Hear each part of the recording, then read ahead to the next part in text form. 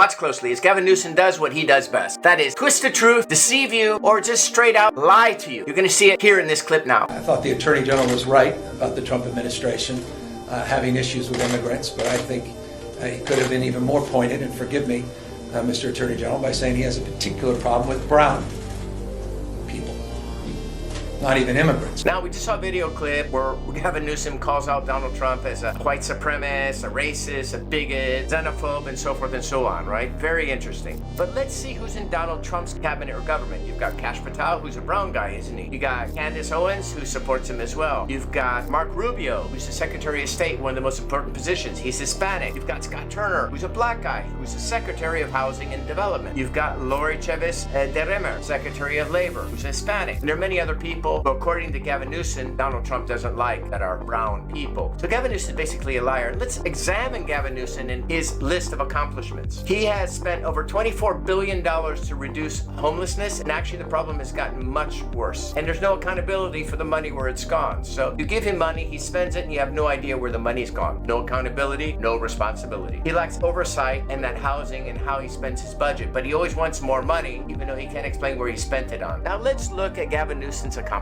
Homelessness has grown tremendously over the years during his mandate as governor, even though he spent over $24 billion to reduce it. And there's no accountability, meaning they can't explain where the money went. You remember that song?